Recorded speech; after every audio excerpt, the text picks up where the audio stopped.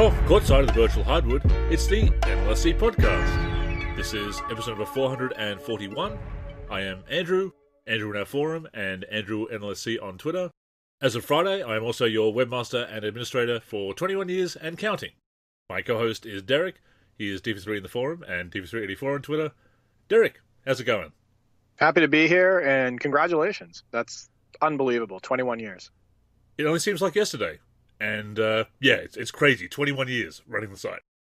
Well, I have a question for you, actually, to start the show, related to basketball gaming, which is something else that you've been doing, most of your life. Yeah. What basketball game have you always wanted to play, but have never been able to get your hands on? That's a good one. I think with my collection, I've got a lot of them, quite frankly. I think probably the Inside Drive series for Xbox. A lot of those I haven't played, and I know you've been playing them. I think you mentioned Shootout, too. I think there was a Shootout game or two that you wanted to get your hands on, and you haven't been able to play them. I think Shootout 2004 was one of them. Yeah, some of the latest Shootout games, because they were American exclusives, yeah. Yeah. And the reason I bring that up is you noticed that I recently was posting gameplay for, a few different PSP games that I picked up, so PlayStation Portable. You probably noticed that I posted NBA 10, the Inside. The All-Star Weekend, they have the Skills Challenge there, the three-point contest, the All-Star Game, and I even made a video for the NLSC channel showcasing the All-Star Weekend events. That is a game that I've always wanted to get my hands on because I find it unique. Because what happened is they decided at the last minute to not produce and release a PS3 version of NBA 10, the Inside. And it only came out for the PSP. So I find situations like that incredibly unique. And I think that the game, I posted on Twitter, I said, very impressive gameplay. I find the game fun to play on the sticks. It's loose. It's not full of canned animations. You can pull off a lot of fun moves and everything. It's just an enjoyable experience on the sticks. So that was one of those games that I always wanted to get my hands on, and I was able to play it. I picked it up at a local store for just a few bucks, and it was well worth it. It's been interesting to see you posting the clips of that game, because, again, obviously haven't played that either. And yes, an interesting situation where they cancelled the PS3 version, did they not? As you said, and they and just released on PSP, the platform that wasn't getting the most attention. Yeah, and I think that it's a shame, and somebody else mentioned that, because NBA 09 had a lot of good aspects to it. I think the graphics were unique, and I thought they stood out. Gameplay could have used a little bit of work, but visually the game was quite stunning. People liked the modes that were in the game and everything. So it is a shame that they canceled the PS3 portion of the series after NBA 09, the Inside. Now, you and I did connect, though, on NBA Inside Drive 2003.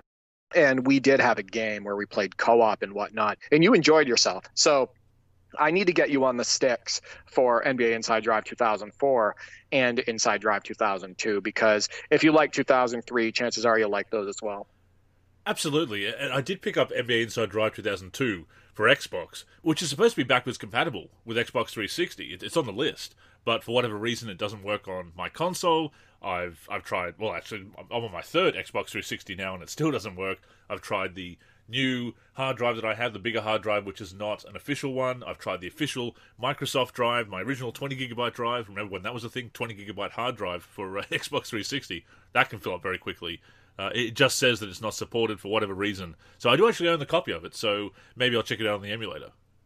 It works for me. I did have an initial problem where it wasn't recognized by the system. And then what I needed to do was, it's weird, I had to sign into an Xbox Live account, and then it allowed me to play the game. Oh, I have one. I was signed in, yeah. Yeah, so that's wild. So when I did that, when I signed into an Xbox Live account, it did play the game. But interesting. Yeah, it's not smooth.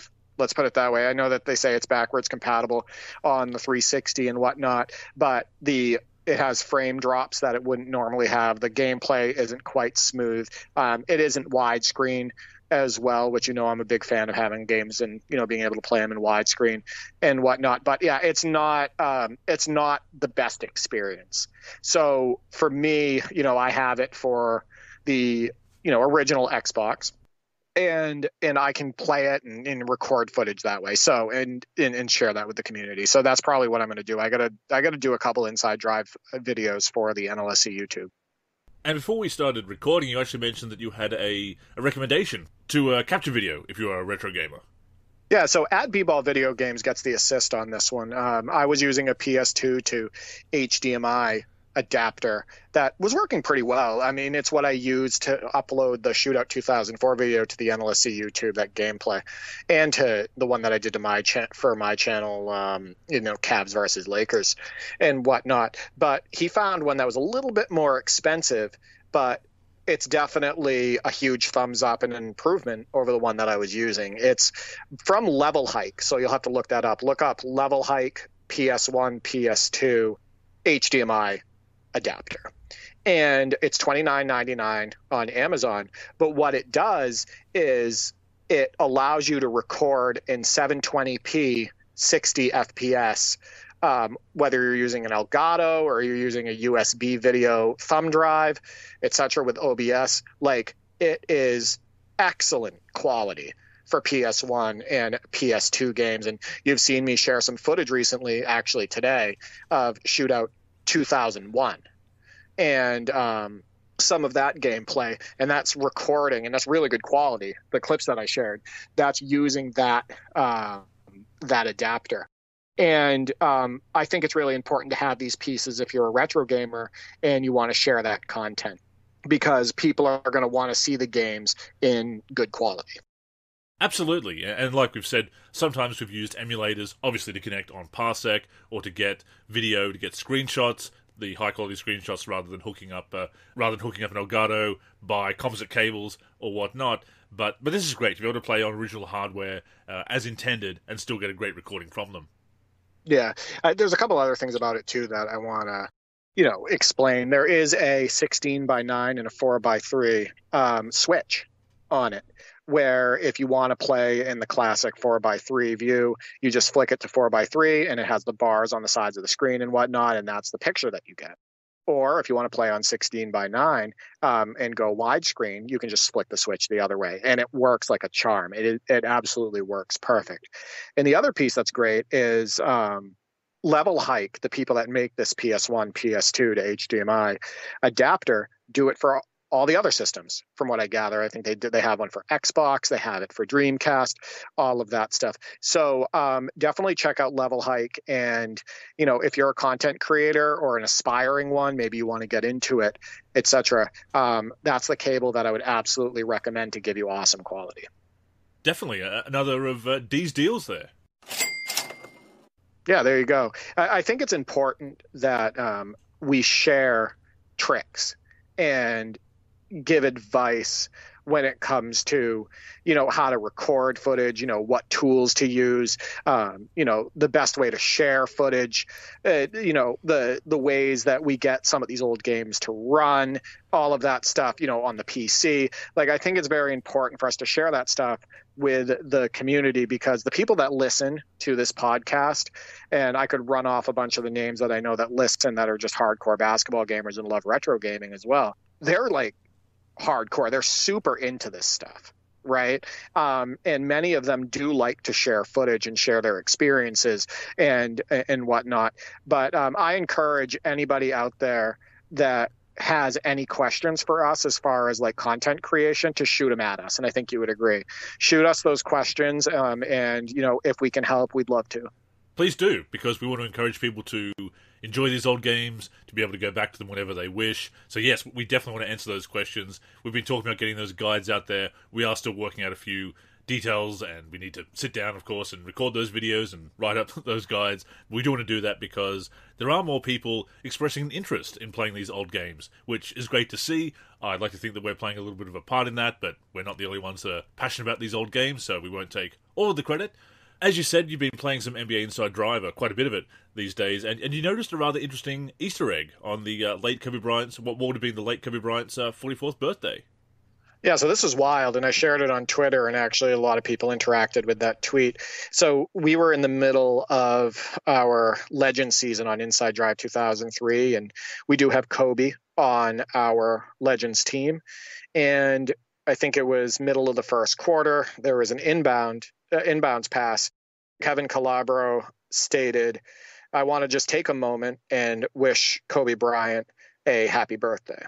And I thought that was really neat because Kobe's birthday obviously is in August, and that's not part of like the regular season, right? So they didn't have to put that in there, but because the system recognized that it was that date in real time, in real life right now, it prompted that little nugget to be said. And I thought that was a really cool touch, and so did you.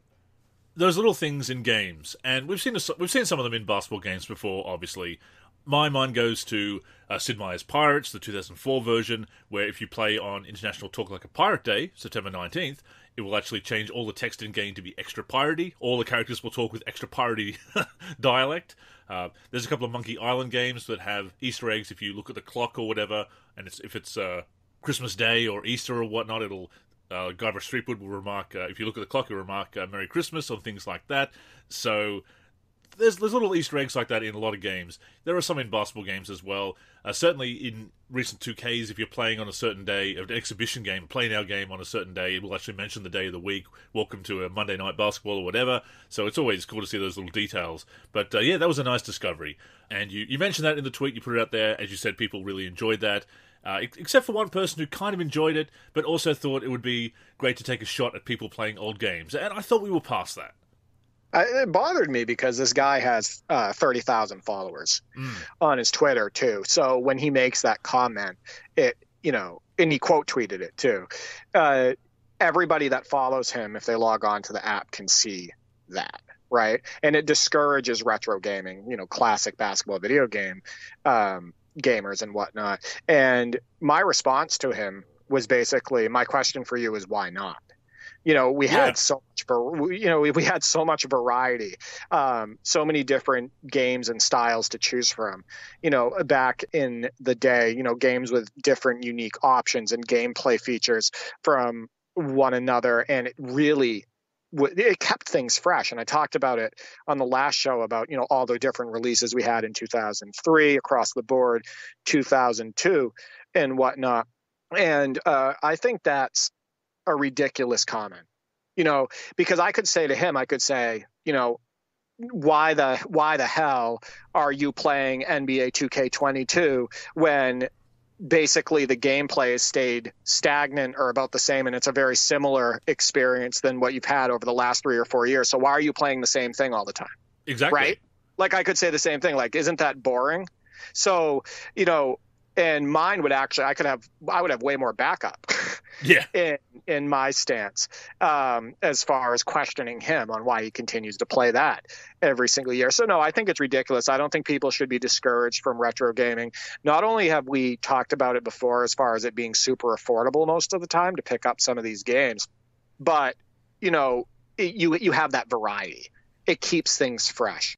It keeps things fun and all of that stuff. So yeah, that comment, I know that you reached out to me immediately when you saw it and were like, wow, what a terrible comment. Yeah, what a dick. Basically. Right.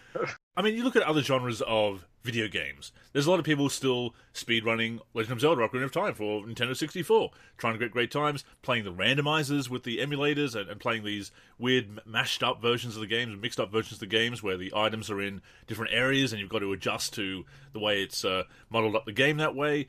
And you've got people speedrunning the original Super Mario Brothers, trying to get world records and things like that. A lot of people enjoying older games for a plethora of reasons. So why not basketball games? Andrew, I want to say something really quick. When you play 2K, you're playing 2K, right? Yeah. It's that 2K gameplay, right? It's that 2K gameplay, 2K options, 2K presentation. You're playing 2K, right?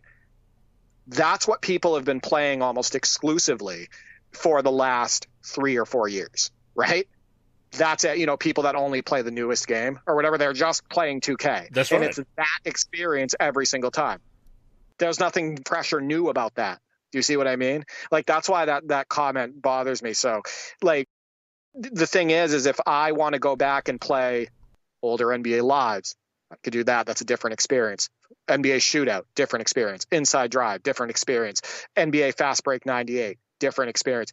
You go back even further, NBA showdown. Like, you have all of these different gameplay experiences from different companies and whatnot. It's not just that, oh, I'm playing 2K again. Oh, it's that 2K gameplay. So, like, it's stuff like that in the words of Peter Griffin, that grind my gears. It's comments like that. It's ridiculous at the end of the day. I mean, you see so many YouTube videos where people say, oh, I'm playing the entire NBA Live series in one video, or playing the entire WWE 2K series in one video, or 2K or whatever, NBA 2K or whatever. So there's people that revisit old games, if only briefly. So this idea that, oh, I've dusted off an old game and having some fun with it, that's somehow wrong, or something to be poked fun at, is just ridiculous. And of course, we love doing it. We connected this past week on Parsec, as we often do, with Live 2001. I dusted off my 1996 roster for NBA Live 2001 PC, because I got that working with the controllers. As I said last week, I found out that there's a conflict with my Logitech keyboard and mouse. It thinks that they're extra controllers. The only solution I found is to unplug them and replace them with a generic keyboard, a basic keyboard and mouse. That's a fine workaround, though. I haven't found any other workarounds. It's the only game in the series that does that, so I think it's just one of those things I'll have to do to get 2001 PC to run on a modern system and modern hardware, these particular peripherals that I have. So that's fine, but we connected on that, and we played with that 96 roster, and had I won't call it an epic game, but it certainly went for a while. Do you think that the virtual version of Scottie Pippen was pissed off because I hit the game winner with Tony Kukoc? I'd say so, yeah. Yeah, he probably was, just like in real life. We played against the Bucks on one of the higher difficulty levels, and it was, kind of an up and down game as far as like a positive experience goes. There were definitely some frustrations in there, and some ridiculous foul calls, and some unnecessary bumping and all that. But we ended up pulling out the win against the Bucks with the Bulls in double overtime, and that felt really good. Kukoc hit a jumper from about 15 feet away from the basket on the right elbow, I want to say, and that ended up winning the game. I think it's great, that mod, because it puts Jordan in the game and he looks great out there and whatnot. I think he's a little bit underwhelming as a player. I think we missed a lot of layups, and it's not because of his ratings. It's just because of the way the game works on higher levels. I think I missed 3 or 4 different layups in the first quarter with MJ, and I almost wanted to throw the controller at that point, because I'm like, after I missed the 3rd or 4th one, I was like, come on, this is Michael Jordan. I shouldn't even be missing these with Dan Dickow. The point is that we did get the win, and it was fun. The second game we played against the Timberwolves, and that's my fault. I hosted, and I chose the Timberwolves as our opponent, and we were using the Mavericks. And I don't know if people realize this, but Kevin Garnett is a pure cheat code in NBA Live 2001. He's the cover athlete, and when you play against Kevin Garnett on the higher levels, he never misses. He grabs all the rebounds. He's hitting all of his he constantly pulls up from mid-range.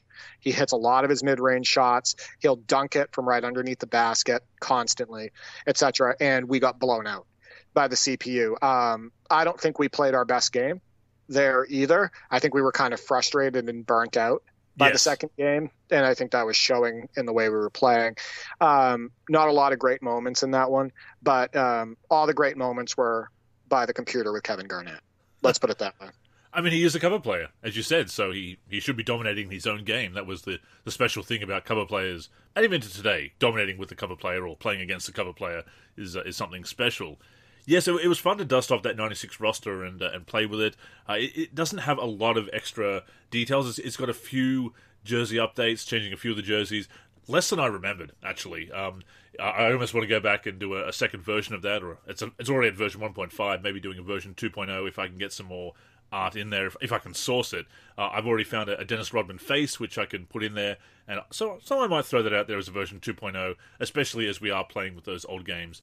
But Live 2001, it's a game that I revisit from time to time because I have very mixed feelings on it.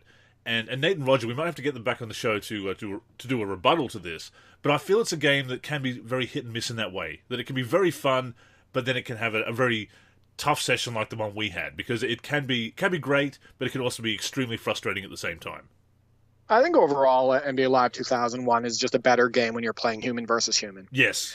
I think Good that point. when you play the CPU, there's a lot of frustrating aspects to it, and it takes out that true competitive human element out of the game, and like the frustrations can mount and whatnot. So I think that I enjoy Live 2001. In fact, you and I have had some pretty good sessions on it overall. It's just that second game against the Timberwolves, boy, was that frustrating.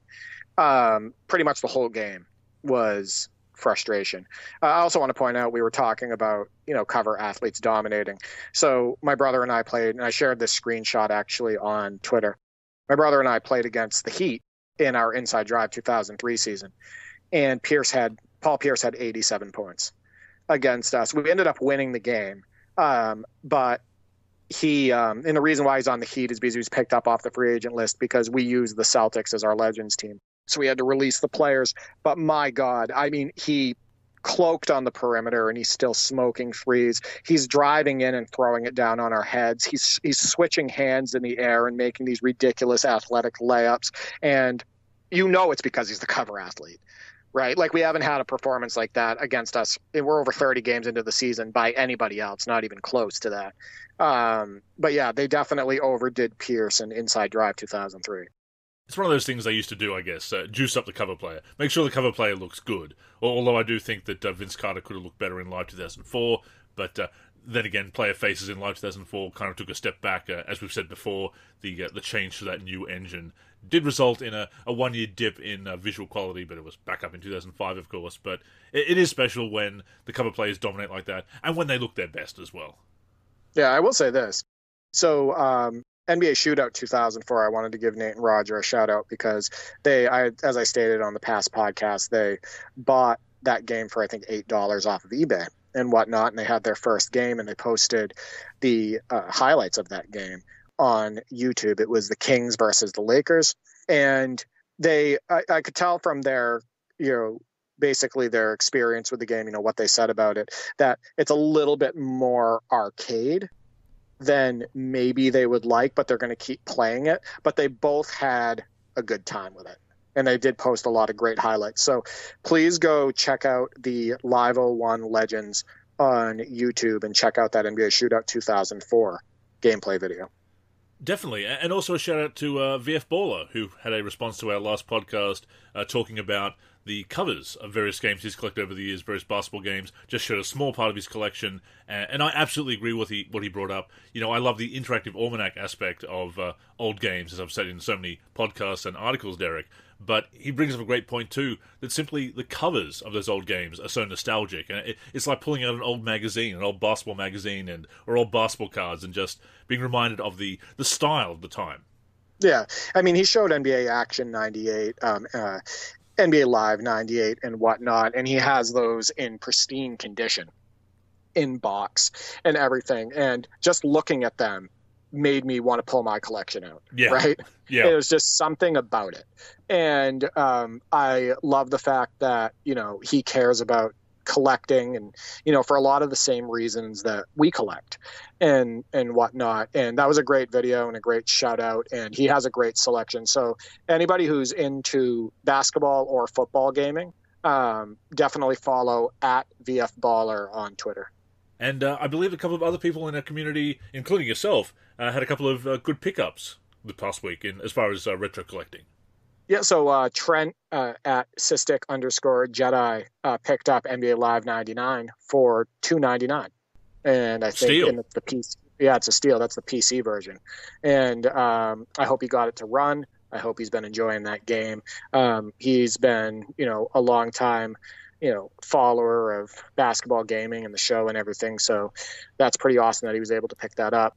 And I picked up many different NBA PSP games, NBA 10 the Inside, NBA 09, NBA 08, NBA Live 09, NBA Live 08, etc. I got to tell you, there's this store that's near me, this local store. It's only about 10 or 15-minute drive from my apartment. They are the only store in the area that has classic basketball video games, and they have a lot of them. And I've been able to pick up so many games at such a really super low prices from this place, and it has been a godsend. Like, it's been absolutely awesome. So I'm going to continue going in there. They're probably getting sick of me because I'm going in almost every day, but I'm going to continue going in there as often as possible to see, what new games were dropped off at the store and all of that stuff, and, anything to grow the collection. I mean, as long as you're spending some money every so often, at least, they're probably happy to see you. Oh, yeah, definitely. I got a store card and everything. I got half off of NBA Live 09 for PSP because of that card. Yeah, so it's good stuff. So there's been a couple of other things that you and I have been playing this week that we'd like to recap. My 2K14 MyCAREER and your 1995 season with Stildo in NBA 2K19 on PC with that fantastic mod. But before we get to that, what a top 10 this week. How many great highlights were submitted? They were all great. Everybody that submitted highlights submitted awesome ones. And, I'm partial, obviously, to the number one play of the week, which was from at B-Ball Video Games, NBA in the Zone 2000, where he's in overtime and he dribbles the length of the court with Rod Strickland, and he pulls up from about 18 feet, and he releases the ball with 0.05 ticks left, and releases it right before the buzzer goes off, and he hits a game winner. How cool was that? Shot looked great. Left his hand right before the buzzer went off. You just can't beat that type of highlight. That easily had to be number one. But yeah, we had King J Mason there, who I want to give a shout out as well. Just give a shout out to as well, with an under the leg poster on Rudy Gobert on black top. That was excellent, and that's on NBA 2K22. We had VF Baller in there with March Madness 06 with a steal on one end and a poster dunk on the other. Just a lot of great highlights. The Live King, I want to give a shout out to him as well. NBA Live 15, with Lillard. He's really good on the sticks on that game with Lillard, doing some fancy dribble moves and whatnot, and then crossing his guy over and then throwing it down two-handed in traffic and everything. Yeah, it was a great top 10, and I want to thank the community for all the submissions and whatnot. It doesn't get much better than that. It just keeps getting better and better, the top 10. We just have so much enthusiasm going with it. Great submissions all around this week. And a buzzer beater. It's hard not to put a game winner at the top. And as I've said before, when you think back to NBA action, growing up watching that back in the day, the late great Jim Fagan commentating that, buzzer beaters the game winners tended to be the top play. Oh, yeah, 100%, especially when they're done that way, right? Like releasing it right before the buzzer goes off. That dramatic, and then it splashes through the net. It's dramatic. I also want to give a shout out. He was trailing as well. He was down by one. Yeah, exactly. That's the other thing. He ended up winning by one by hitting that shot. I also want to give a shout out to @HookUpGuy, who was using a USA Basketball mod and did a dunk with Jordan on NBA 2K19 that was number 5 on the list. Just looked absolutely amazing. That mod is incredible. And Teddy Bear the Gamer, who also submitted a Jordan highlight. So we got a Jordan Bulls highlight in there and a Dream Team highlight in there. And it was Jordan, with an acrobatic layup where he flips it up and it goes in. I did want to, before we move on, I want to give a shout out to King J Mace, who actually ran a tournament using Parsec today on NBA 2K22. It's the Elite Street League that he created, the ESL. And what he did was he had himself and 7 other members of the basketball gaming community jump into this tournament. And he completed the whole tournament in one day. I think it took 4 hours. I think he started at noon and it ended at about 4 p.m. He basically had street games, and whoever, moved on and whatnot and won the tournament got bragging rights. And I actually tuned into the stream because he had it on Twitch, and I watched a couple of the games. And of course, there was a little bit of trash talk and whatnot, but my God, these guys were having fun. And he had a lot of people tuning in, a lot of people watching this tournament and everything on Twitch. How awesome is that? That is what it's all about. He's got everybody. He's getting everybody on Parsec. He's got everybody having fun. You should have seen all the positive comments in the chat about, like when a big dunk happened, or he's going to get you, stuff like that. Like, it was what it is all about, what basketball gaming is all about. People just enjoying playing basketball games, playing against each other, enjoying the competition, enjoying the show that other people are putting on with their competition. No prizes on the line, nothing but bragging rights. Yeah, I love to see that as well. And he's a great host. Like, he's just he's enthusiastic. He's very positive. He always tries to keep his streams positive and whatnot. Another cool thing he did with this stream, actually, is he had classic NBA 2K and NBA Live music playing in the background. Even better. While the games were going on and everything. And there were some funny comments about the music in the chat and everything. They're like, I think a song came on from NBA 2K15, and somebody in the chat was like, yeah, this is like end of the barbecue music. This is like everybody's about to leave. That's the type of mood that this music represents and whatnot. But no, I thought it was absolutely excellent. He did a great job running the tournament and doing it all in one day and everything. So shout out to anybody in the community that's bringing positive vibes to basketball gaming. And you mentioned that great mod, that work in progress mod, the select team versus the dream team. And yeah, just awesome to see. That's going to be great when it comes out on PC. I mean, we're getting close to the release of NBA 2K23. Obviously, we have some 2K23 news to cover this week. The W and MyTEAM. We'll be getting to that a little bit later on in the show. But yeah, an awesome mod. And that's only going to continue with NBA 2K23 PC as well. Yeah, and that mod's for 2K19 too. So that's something that is a passion project for Ed Hokup guy. That's something that he's releasing for a game that, came out in 2018 and whatnot. And sometimes those are the best mods, right? Because Absolutely. There's a lot of love put into those. If you're modding an older game like that, that you don't have the same audience, but you're doing it because you love it and it's something you're passionate about. Definitely, and 2K19 is a game that I enjoyed, and you're currently enjoying with the 95 mod. So yeah, what's been happening with that? Yeah, so Ken and I actually, Still 33, we played game number 19 of my season. I was the Supersonics, and he was the Nuggets in this one. So he had Abdul Rauf and Dikembe Mutombo and LaFonso Ellis and Dale Ellis and Rodney Rogers. It's a really fun team. I almost beat his magic with that team because I went off with Abdul Rauf. I ended up winning that one. I ended up pulling away and blowing him out actually in the fourth quarter, but it was close through three. And he did a much better job with Abdul Rauf than he did with Mark Price. I think he scored about 24 points with Rauf, and I thought that was a huge improvement for him because he's getting better at the one-on-one stuff and being more confident when he creates space. That put me at, I think I'm 19-0 at this point. He, with the Magic, is either 14-5 or 15-4. I can't remember. I'd have to double check that and whatnot. But I got to tell you something. We have a renewed love for this season. And it's because we went back to the original sliders that we started the season with, and we're no longer complaining as much. We're kind of just taking the game for what it is and working with what the game gives us. And it's a much more relaxed and fun experience playing the games now. And we definitely got to get him on the show again at some point to talk about how much fun we have when we connect and play this season, because it really is night and day different from, playing against the CPU or, grinding and all of that stuff. It's just, it's a really fun time. It really does sound like it. And I'm interested to see if you can get the 82-0, because I just went 81-1 in my MyCAREER.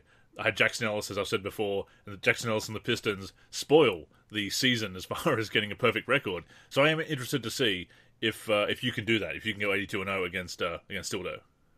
No, I'll lose. I'll end up losing. I got killed by Mutombo in this game, and that's not a good sign. My biggest weakness with the Supersonics in 2K19, that 94-95 team, is interior defense.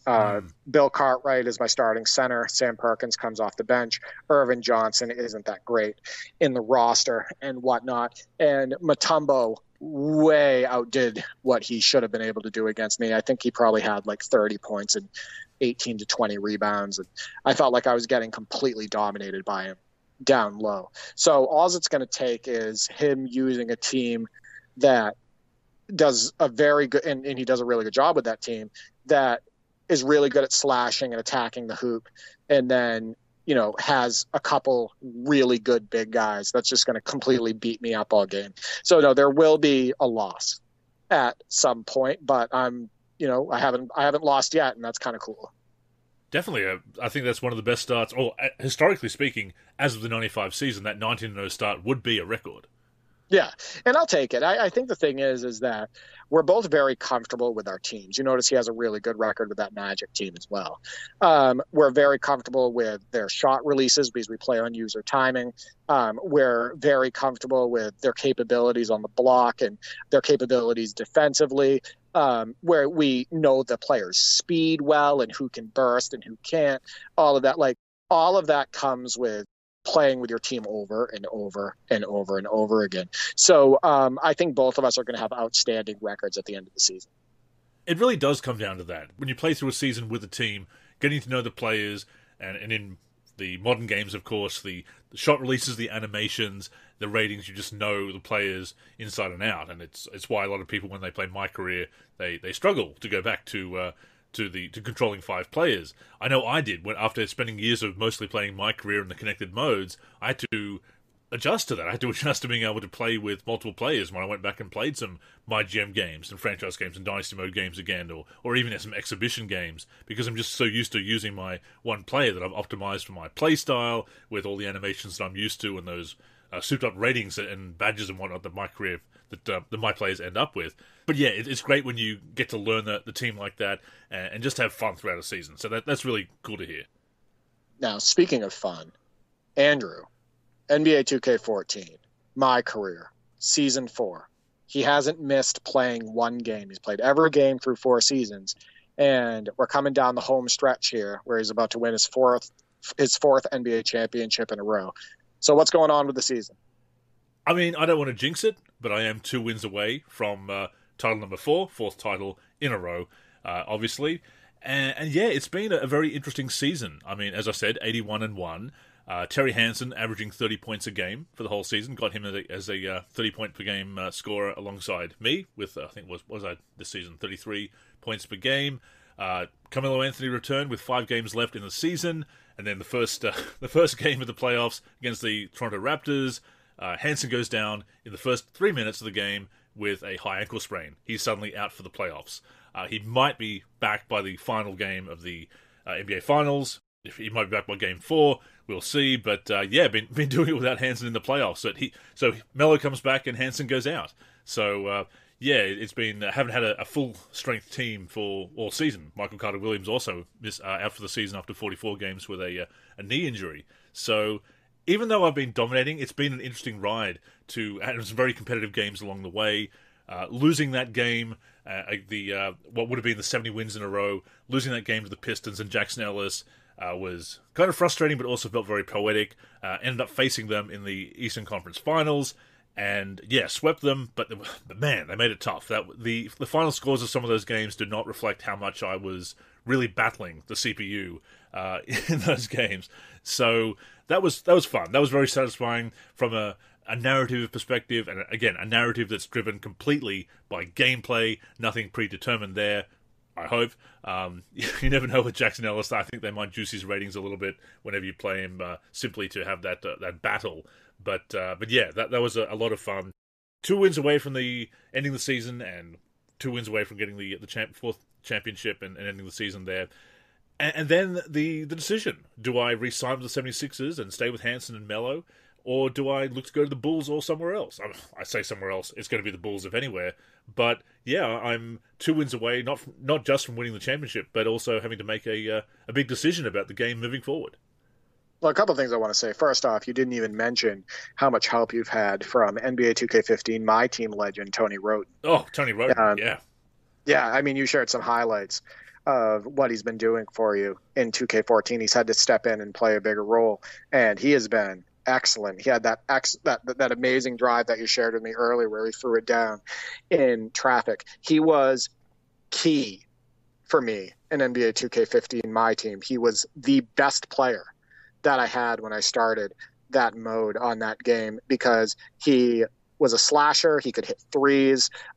He was competent on defense and everything. And I used him as much as I could to win games early on. He's a legend in my house based on what he could do in NBA 2K15. So no, that's awesome that he's doing that for you. But, I look at you, Andrew, and, I've known you for, a few years now, and hell, we've recorded over 100 episodes of the NLSC podcast together. We talk a lot and everything. I pictured you more of the Dirk or Duncan type. Pictured you more of the loyal type. I'm going to finish my career with one team. So this is a little shocking. However, I totally understand you're a lifelong Bulls fan and whatnot. But yeah, I mean, where's the loyalty? I know, and that's what I'm. The internal struggle, if you will. I mean, this is small potatoes in the grand scheme of things. But as far as my gaming, the struggle here is I do like that idea of being loyal. And, of course, playing with Terry Hansen has been a lot of fun. It's a fun team. I've grown to really like the other players as well. Thaddeus Young, Tony Roten, as you said. So it's really cool to play with the 76ers, and I'm certainly open to sticking with them, if only for a couple of years until Terry Hansen's rookie contract comes up, and we'll see what happens next, whether they retain him. If they lose him, then maybe I'm out the door as well, because I'm not going to trust that process if they let Hansen go after all this. But yeah, it's that against my loyalty, as you said, lifelong Bulls fan, loyalty to them and wanting to enjoying playing with them and on that team in my career, in other games. So that's what I'm being pulled in different directions for. And there's kind of an inbuilt story there because they haven't offered me an extension, but they've already signed Nerlens Noel and Michael Carter-Williams to extensions, despite the fact I'm clearly the star of the team. So there's kind of an inbuilt story of feeling unappreciated despite four-time MVP and four times Finals MVP coming up and really changing the culture, bringing winning ways to Philly. So yeah, I don't know if I'll make that decision until it's in front of me on the screen, quite frankly. Yeah, isn't that awesome though that you have this investment? Unbelievable. Yeah, not only this investment, but there's this epic tension, right? Building up. There's tension, there's excitement, there's curiosity of what it would be like to play with another team. It's almost like a real decision, right? Sure. You're real, like in real life, you're the real player and you got to make this choice. Yeah, I think it's really cool. And I love how into it you are. And I love seeing all the highlights and everything. And like you stated to somebody else on Twitter, if you want to have a fun MyCAREER experience and you want to just kind of get lost in the mode and enjoy, just playing the game and the progression and all of that stuff, pick up NBA 2K14. Yeah. For Xbox One or PS4 and dive head first like Andrew did. And you might find that you're having an absolute blast. I mean, from the looks of things, we're going to learn more about MyCAREER and the city this week, or certainly this week or next, when it comes to NBA 2K23.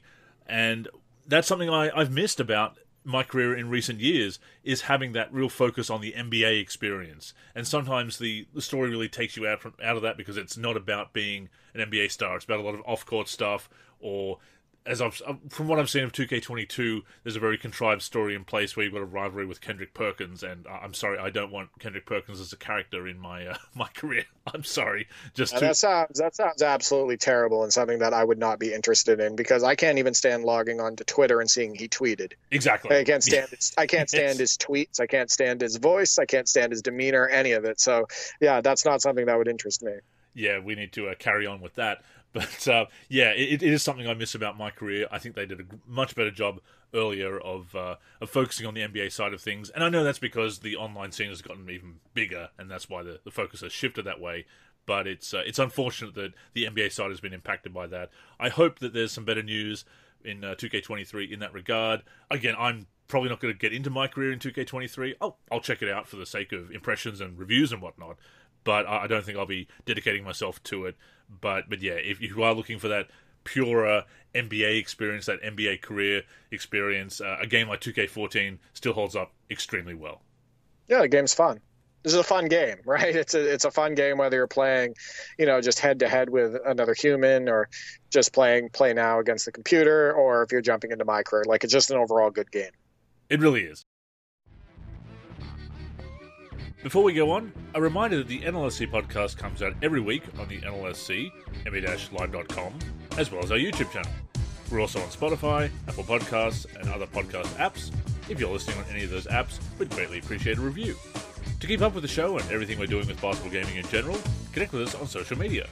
On Twitter and Facebook, we are the NLSC.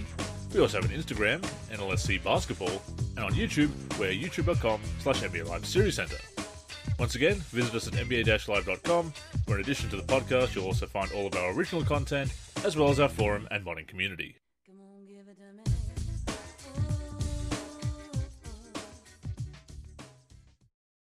But yes, speaking of NBA 2K23 news, we got the inside scoop on MyTEAM and The W this week, Derek.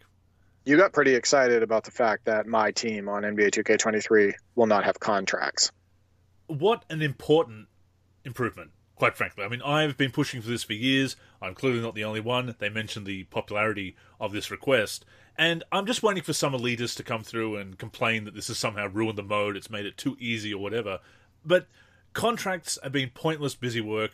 They have not balanced the online game. They have not made the offline game better. Yeah, it's an antiquated concept. I was so happy to see that removed. There's some other great additions and enhancements as well, certainly on paper at least. But if nothing else, removing contracts makes that mode so much more accessible. Yeah, I think the contracts, the way that they had it set up, was a little frustrating because you always felt like you were keeping an eye on them, or, you always had to apply, new contracts and all of that stuff to your favorite players. And it just kind of made the process a drag at times. And, you'd have like your favorite player for 5 games or something like that. And then you already got to apply new contracts for him, right? In order to be able to play with him again. And if you're out of contracts, you're out of luck. And then there were certain players that you couldn't apply contracts to. So yes, you'd have a great version of a player that you really enjoyed using on the floor, and you could only have him for 5 games. So you could barely use him, right? It would be like for 5 games or for 8 games or something like that. So you had to really pick and choose when you use that specific player. So no, I definitely agree that it's been a long time coming.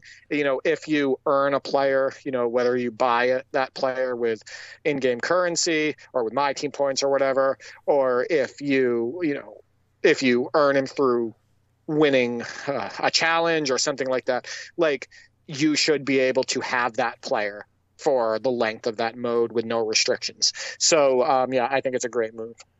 And there still are free agent cards that are going to be limited use, kind of those boosters that you either throw in to use in the seasonal challenges, the agenda challenges, or just to be able to use every now and again. If you want to have that boost, you can have those free agent cards. And of course, they contribute to the collector levels, which ultimately earn more rewards by getting more and more cards in the collection. So they are still going to be there. But for everyone else, no restrictions, no contracts. And again, people say, "Oh, but they don't cost much. It's just a few hundred MyTEAM points, which you will be able to have on hand if you manage if you budget your MT wallet." First of all, that's extra busy work, and if it's so easy to get new contracts, and it's such a non-factor, why have them be a factor in the game at all? Why have them be there? So this is overdue. I'm really glad to see it, and if nothing else, that improves the mode and makes it more accessible and fun right out of the gate.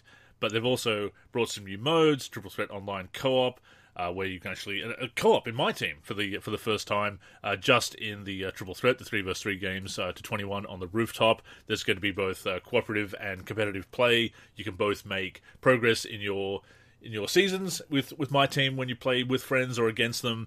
There's going to be the clutch time offline version of that as well. You'll be able to play a game with the starter cards before choosing one. There's more lifetime agendas. There's the new takeover cards. So yeah, they've added some new stuff to MyTEAM this year, as they always do. And it sounds like they've really listened to community feedback, which is what we always want to hear. And you know what? If you and I like the game enough, I'd be willing to jump into that triple threat co-op option, with you and play 3-on-3, you and I on the same team against the CPU, because I think that would be fun. And as long as the servers are working well and, the game is fun on the sticks and everything, I think that we could share that footage with the community and maybe upload some content, 2K23 content to the YouTube. Definitely. And this is something we've been asking for and thinking would be a great idea, having some more play with friends options and local multiplayer. That's not going to add local multiplayer this year. That's something I think they should definitely add in future years. But being able to play with friends in MyTEAM, not just against a friend with head-to-head. I mean, that's a great option to have. That's been in the game for a while in MyTEAM. But having this co-op option and being able to make mutual progress with your with your MyTEAM seasons and whatnot, and get that XP and fulfill agenda items and whatnot is just such a great move. Again, something they've been listening to. Obviously, the community has been asking for with this kind of multiplayer and being able to make progress. And yeah, the fact that everything can make progress in the mode in some way is a great move. If the entire MyTEAM mode, or the majority of it, was local co-op, like if they actually had that option, my brother and I've talked about this before, would absolutely spend hundreds to thousands of hours on that mode. It would be an absolute blast for us to do that. Even if the gameplay wasn't super fun, if it was just, if it was decent or good enough, it's just something that we would have a lot of fun sinking our teeth into, playing all the different challenges, acquiring all the different players, etc. So fingers crossed that in the future that's something they look at. And there's also little additions like inactive cards can be sent on exhibition missions, where you can, cards that you're not currently using, you can choose to send them away on these way to passively improve your collection and passively earn rewards is how they're putting it, so that you can select a card, kind of like when you grade a card, and card grading is back as well, that you select it, it's not available for a set amount of time while it's on this quote-unquote mission. But by doing that, you can get some extra rewards here and there. Just a good way of being able to make use of cards that are just sitting there dormant in your collection. Little things like that, I think, are a great idea that really enhance the MyTEAM experience. Yeah, I think it sounds like MyTEAM this year is going to be a lot more fair to the gamer. I think that, and that's key. That's what we want. It's going to make people want to spend more time on that mode and share the footage from that mode and whatnot. So yeah, I think it's everything with MyTEAM sounds good. I really like what they're doing with all the offline content, as far as like the Jordan Challenge, the My NBA eras options, all of that stuff. They are doing a lot of good things this year. I just hope that the gameplay is fun. Me too, and the presentation, to your point, the era-specific presentation is going to be part of MyTEAM as well. In some of the challenges, in the historic domination, they're going to be bringing that in, and that makes sense. I mean, when we first talked about the Jordan Challenge, we thought, oh, this is great, obviously, but the era-specific presentation is not going to be anywhere else. As it turns out, my NBA eras, great use of it there, and again in MyTEAM. So if you're going to go all out, as they have in the presentation from the looks of things, as we talked about on a previous show, then absolutely make use of it throughout the game. And it sounds like they've done that. So they've really paid attention to those details, to the offline experience, the single-player experience. I imagine they've done quite a bit with the online experience as well. We'll probably be hearing about that this week or next. So yeah, I really like the sound of what they're doing with that. Having said that, I'm sure there's going to be ways that they're going to be pushing those recurrent revenue mechanics, those loot box mechanics, of course, looking at some of the new cards that they're bringing in, and things like the trophy case and whatnot. They're going to encourage people to try and collect as quickly as they can. And the seasonal content, there's always that sense of FOMO. So there's going to be that sense. It is a money-making mode, so be careful about that pressure if you want to go no money spent. And I always advocate going no money spent myself. But yeah, that's inevitable with these modes. But it does sound like they've gone out of their way to make it more fun and accessible this year. That is something they said at the top of the blog, and it sounds like they might have achieved that. So hats off to them for that. Yeah, we'll find out more as time goes on and people actually get their hands on the sticks and they jump into these modes and whatnot. We'll see, what type of, gambling mechanics there are and, what they've implemented as far as, because they're not going to just lose all that revenue, right? They're not going to just allow themselves to lose all the revenue that, that they we're able to achieve in past 2K titles in MyTEAM and whatnot, and the gambling mechanics related to your progression, MyCAREER, and all of that stuff. Like, I think that there's going to be that stuff, obviously, in NBA 2K23. I just hope that it's not anything that really hurts people's experiences with the game. I mean, the suits are not going to give up their revenue, right? That's the point, right? Exactly. They're not going to just suddenly be like, all right, we're going to throw out these millions and upon millions of dollars of revenue that we've gained from our money-making modes, just because, people might be frustrated with them at times, because at the end of the day, it's a business. Absolutely. And they're trying to see how much they can have hit their bottom line. But hey, as long as they've devised a way to play it no money spent and it's not a complete freemium-like experience, then, it sounds like they've gone for that fun and accessibility, as I said, then it's still going to play really well. And it sounds like they've gone to the trouble of making a really fun mode that, yes, is going to have these loot box mechanics. We're not justifying that. We're not saying that isn't a problem. It's kind of an inevitability these days, unfortunately. So, but as long as they can be ignored as much as possible, especially playing single player, then that is for the best.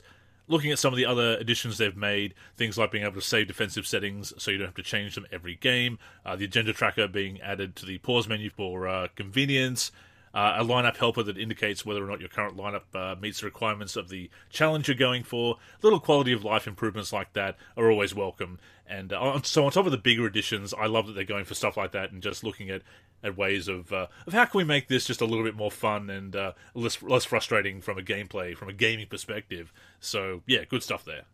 Random comment that I got to bring this up.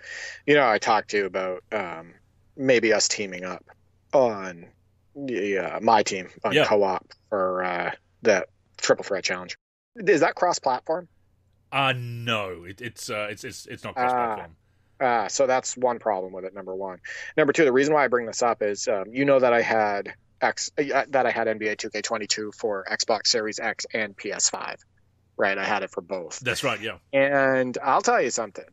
The experience playing on the Series X actually was quite a bit better than playing it on the PS5. For both my brother and I, we both played it on both consoles against each other and on the same team. It seemed like the gameplay was more fluid for some reason on the Series X. It was more reactive. It seemed to just overall play better. I don't know. I don't know why. I don't know but it was both of us. Like, both of us experienced the same thing. And I don't know if you've ever had an experience like that with a release, whether that was on two of the same gen systems and whatnot, but we were appalled by it. We were like, what is happening? I don't understand why this game is just not fun. Not as fun on the PS5.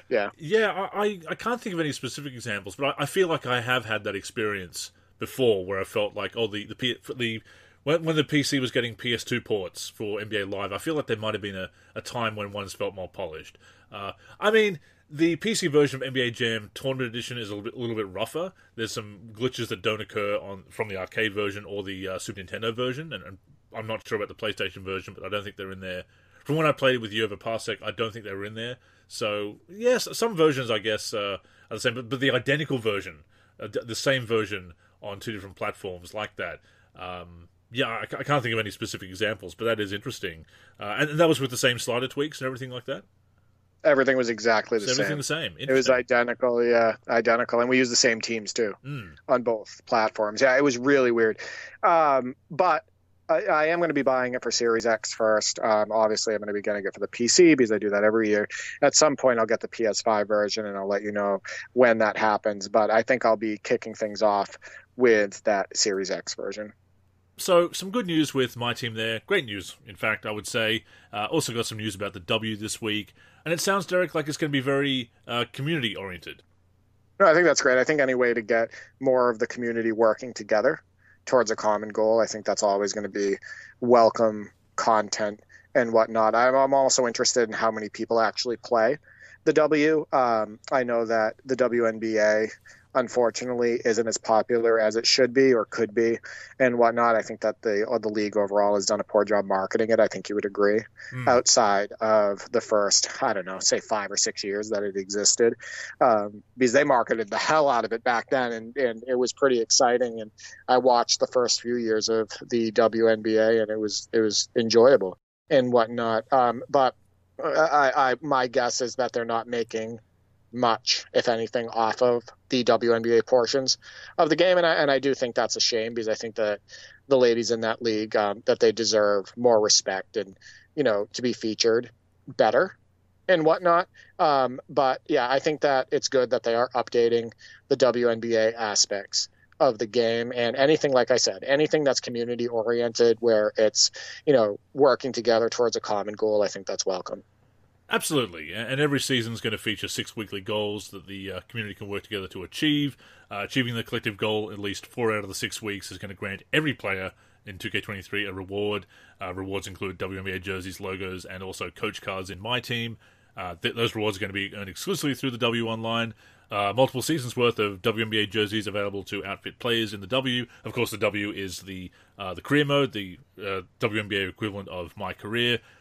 Contact challenges where you make contacts with WNBA legends and coaches and whatnot to get more badge progression, things like that. The WNBA All-Star Game has been added. The Mid-Season Commissioner's Cup has been added, as it has been to My WNBA as well. And reaching level 10 in league popularity also unlocks 2 expansion slots that you can then decide how the league is going to expand. So they're doing a few things there with the W, as they did with My WNBA as well. I know there is a dedicated part of the community that does love the WNBA content. It is a shame that we're not getting any of this on current gen. How often do we say that? But yes, as far as the next gen version goes, they are giving some attention to the WNBA content, which again was such a missed opportunity for NBA Live a couple of years ago when they brought a WNBA into NBA Live. 2K has done that so much better, and yeah, it's becoming this very well-rounded game with both the traditional NBA experience and the WNBA experience as well. Yeah, I think it's great. I think just what 2K has done as far as giving people just so much content, you know, between all-time teams and classic teams and all the MyTEAM content, and then obviously the detailed create a player feature, the ability in My NBA or MyLEAGUE, if you're on PC, PS4, etc., to, you know, create your own jerseys, create your own court, you know, upload your own images, you know, be able to customize the dornas, your arenas, all of that stuff. Now you can share that content, and now you also have player DNA swapping, copying and pasting, all of that stuff.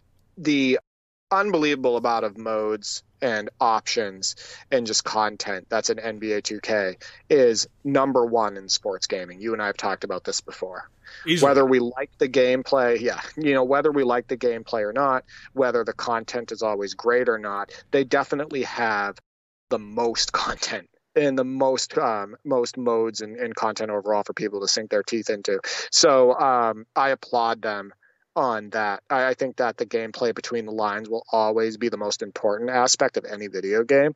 So I think that they've fallen short on that in many ways over the last few years. So hopefully this is the year they get back on track. And I've actually got a Monday Tip-Off article going live tomorrow where I'll be talking about my anticipation for NBA 2K23. But as a quick preview of that, I am actually getting kind of hyped because I do like what I'm hearing about the content and the modes. My only concern, and it's kind of a big one obviously, is gameplay. But if it's good enough to work with sliders, that I can make those slider adjustments and enjoy the gameplay, I'm going to put an effort in this year because I want to play the Jordan Challenge. I want to give my team a go. I want to get into my NBA eras. So I will give the gameplay a chance, and I'll be working on some sliders to see if I can improve the game if I don't completely love it out of the box. But yeah, that is kind of my concern is the gameplay. Everything else is sounding great, but I'm actually looking forward to 2K23, I have to admit. Yeah. Is this a midnight release type situation for you, where if there was one in your area where you'd wait in line for this game?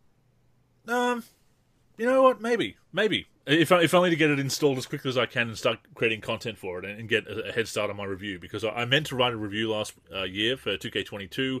I ended up talking about it on the podcast more than writing about it, and then kind of summed up on the podcast that I wasn't feeling 2K22. But I want to get into 2K23. You know, I mentioned at the top of the show that I've been doing this for 21 years now, longer if you include the time I was running the NBA Live domain, my site that I founded back in the day.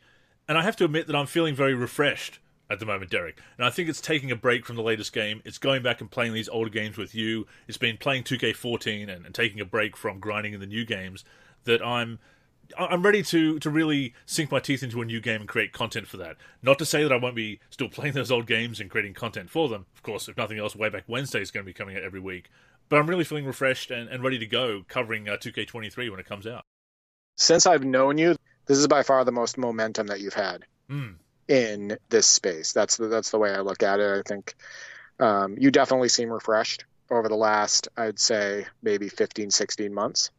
And I think it's kind of reflected in the podcast and the content that you've been, uploading either to the YouTube or the articles that you write and everything. And you seem inspired. Yes. Over the last, year and a half or so. And it's been really cool to see. And as you can see, I've been that way as well. I've been absolutely obsessed with basketball gaming most of my life, actually. But over the last couple of years, I've really sunk my teeth into collecting and, posting more footage and all of that stuff, whether it be to the NLSC channel or my own channel and everything. And it's just been a lot of fun. And that's going to continue. We're not looking to go anywhere. We're going to continue covering basketball games, new and old. So, yeah, stay tuned. So, Derek, our friend Nate, NBA Live 2001 legend, of course, along with Roger, sent in a question this week for this week's mailbag. So, to that point, let's open up the mailbag. To the mailman, the pump fake. What an unbelievable dunk! So, Nate asks, what players tend to play out of position in video games? Examples include Iverson listed at shooting guard, but it's better in gaming to play him at point guard, always putting the taller big at center regardless of listed position, and LeBron at small forward, but playing him at point guard. And of course, because it's Live 2001 legend, Nate Starshow, I immediately think of that classic thread in the forum, Kevin Garnett at point guard in someone's franchise back in the day. I did give it a go myself in the game. That was an interesting experience, a bit overrated compared to how much they hyped it up in that thread.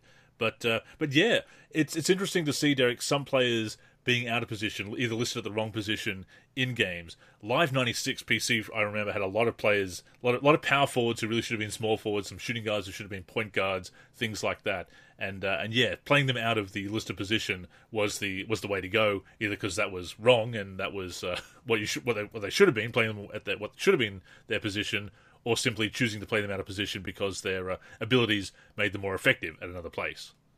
I love the fact that he brought up Allen Iverson because that's something I always do. So I'm not going to start Eric Snow. I'm sorry.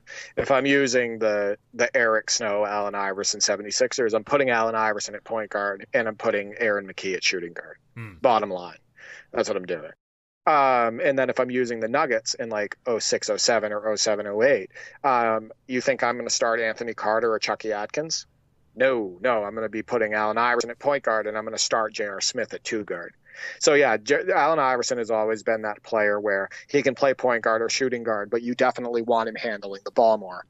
And so you always put him at point guard. I think that it's interesting with a lot of the past games and with the newer games, let's be completely honest, where a player who is positions 1 through 3, so 1, 2, and 3, you can easily put any one of those positions at point guard and be effective or even more effective than if it was like the traditional point guard. So for example, NBA 2K11, if my brother wanted to put Alonzo G, who's a small forward, if he wanted to put Alonzo G at point guard, then Alonzo G is going to be incredibly effective and absolutely kill the other team's point guard because he's like a souped up Julius Erving in that game. So, and then in some of the older games, you would mention Kevin Garnett being put at point guard.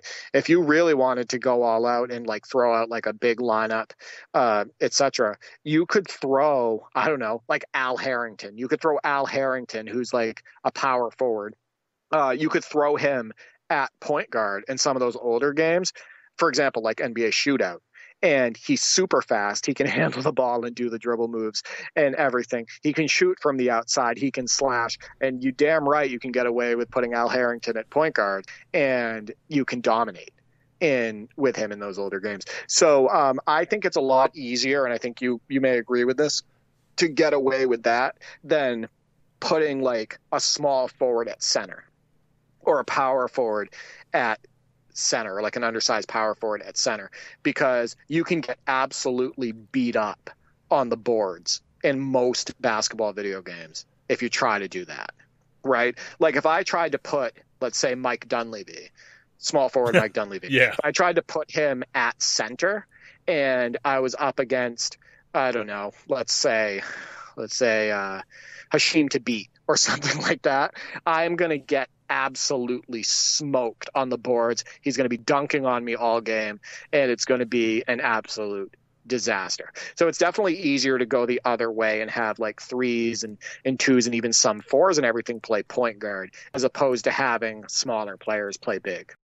I agree, although there are exceptions, KG being one, again, that you could play at the 3, 4, or 5 fairly effectively. That is, Kevin Garnett, a generational talent, and with great skills and some point guard skills, obviously, and the size to and athleticism to do that.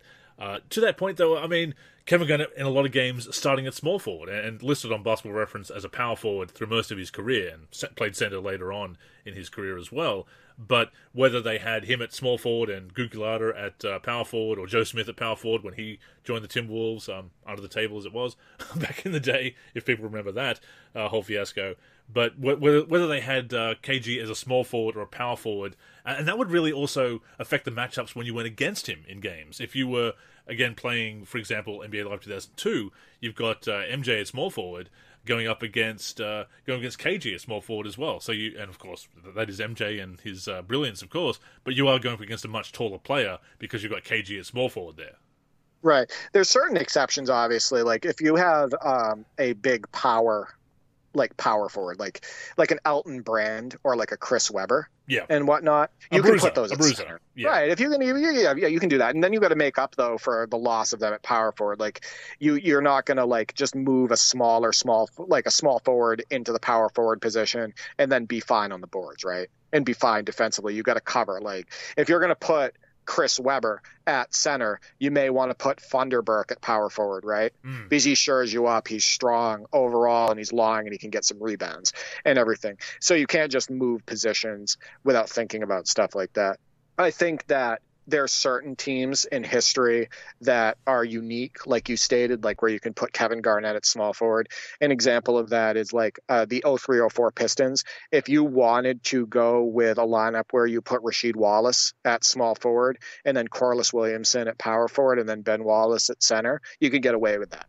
Right, because Sheed was mobile, he stretched the floor, he can put the ball on the floor, etc. So there's definitely those unique teams and situations where you can get away with stuff like that. But it is funny how the older games work, because I want to go back to this. There's a situation where my brother, do you remember player, I think it's Ansu Sesay? Oh, yes. Who played for the Supersonics? Yeah. Exactly.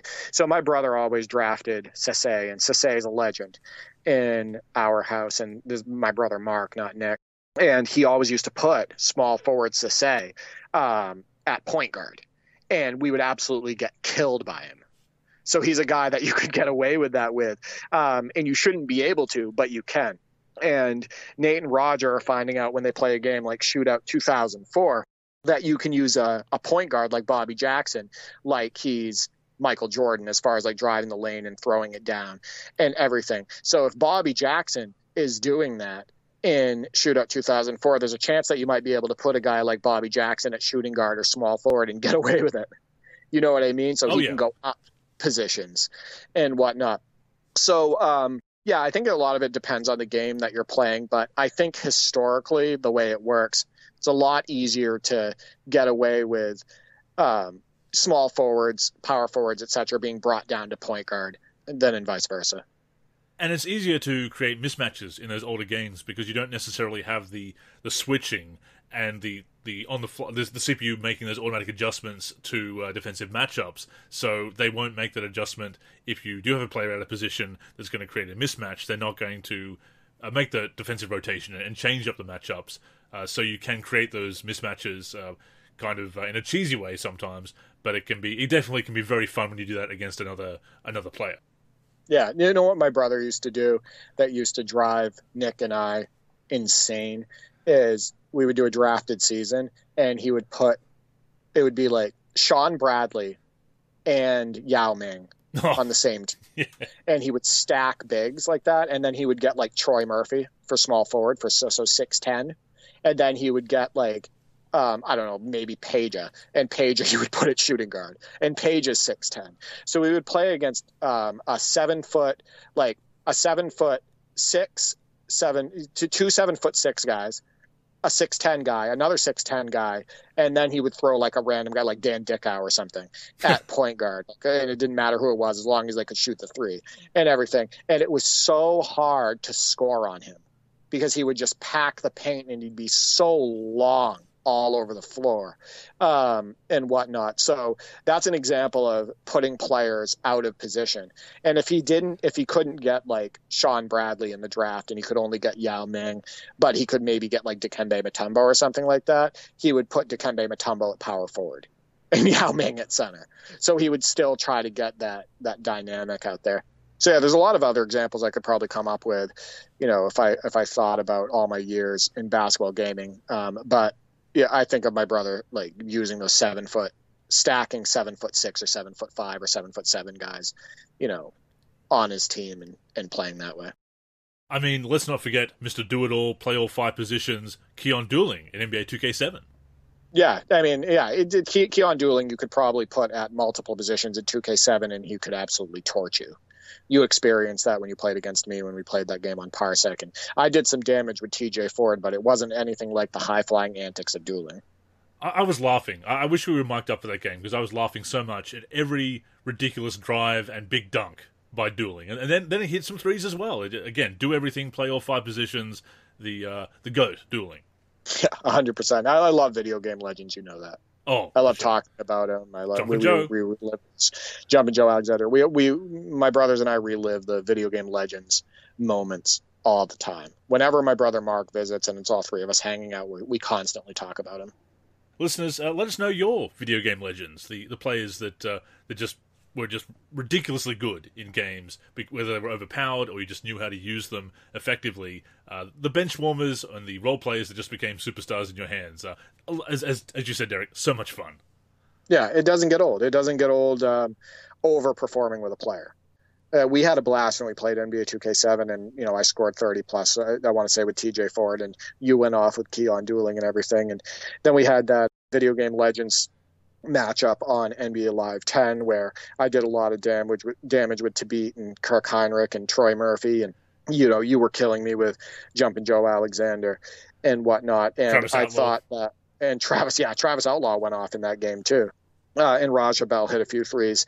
Like video game legends, remember Delonte West in the NBA Live 10 tournament? Oh, for sure. With that unbelievable performance by Cavs 4872. Yeah, I mean, it doesn't get old. It's so fun to see players overachieve in video games and in real life. And of course, if you want to give Kevin Garnett a go at point guard, do so in Live 2001, or indeed any game with KG in it.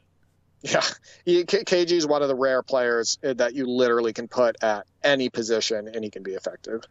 But Nate, thank you so much for that question. We appreciate you tuning to the show each and every week, you and Roger. And we have to get the guys back on again soon, Derek.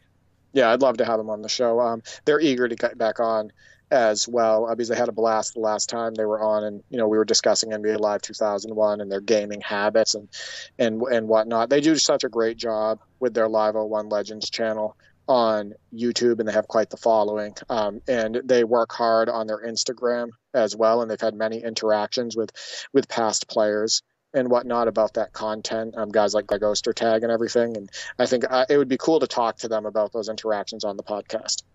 Definitely. We're going to have to set that up once 2K23 comes out and we've finished talking about all the news that's coming through. We will definitely get some of these, some of our friends back on the show, Nate and Roger, Ken, Still 33, of course. And other guests we will definitely be open to as well. But that has brought us to the end of the show. As always, we thank you for tuning in and invite you to join us next week, either on the NLSC, mb-live.com, our YouTube channel, or your podcast app of choice. In the meantime, we'd love to connect with you on social media, where you can get in touch with us, and of course stay up to date with all of our content. To that end, Derek, I'll throw over to you to promote those handles. Absolutely. Get to me on Twitter at D4 384 and at D4 3G. That's where I'm the most active. Also tune into my YouTube where I'm uploading gameplay often now. D4 3. Also tune into the NLSC YouTube. I'm uploading a lot of content to that channel lately as well. And then I'm also D4 3 on the NLSC. I am Andrew in the forum and Andrew NLSC on Twitter. The NLSC is on Twitter and Facebook at the NLSC. Our Instagram is NLSC Basketball. Our aforementioned YouTube channel is youtube.com/NBA Live Series Center. And of course, keep a look to the NLSC itself, nba-live.com, for everything we do for basketball video games. So, thank you once again for tuning in, and until next time, I'm Andrew. And I'm Derek. Go get buckets, everyone.